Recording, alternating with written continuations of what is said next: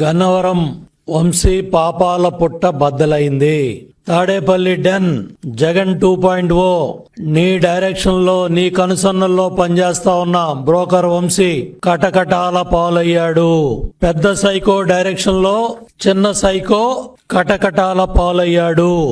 బొత్సుల అర్జునుడు గన్నవరం ఇన్ఛార్జిగా పనిచేస్తా ఉన్న సమయంలో చావు బతుకుల్లో హాస్పిటల్లో ఉన్న సమయంలో ఈ సైకో బ్లేడ్ బ్యాచ్ వైసీపీ నాయకులతో వందలాది మంది వైసీపీ సైకో బ్యాచ్ తో గన్నవరం పార్టీ కార్యాలయం మీద దాడి చేయించటమే కాకుండా దగ్గరుండి కార్లు తగలబెట్టించి ఆఫీసును తగలబెట్టి ఎన్ని అరాచకాలకు పాల్పడ్డారు, ఎంత అరాచకానికి పాల్పడ్డారు.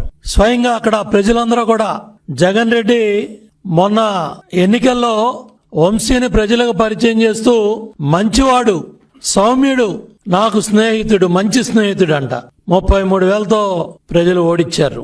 అన్నం పెట్టిన పార్టీ, కన్న తల్లి లాంటి పార్టీ విజయవాడ పార్లమెంట్ లో ఓడిపోతే నీకు రాజకీయ భిక్ష పెట్టి గన్నవరంలో తెలుగుదేశం పార్టీ కార్యకర్తల నాయకుల కష్టంతో శ్రమతో గెలిచి 2 సార్లు పార్టీ కార్యకర్తలకి నాయకులకి వెన్నుపోటు పొడిచి శ్రీరంగ నీతులు చెప్తావా?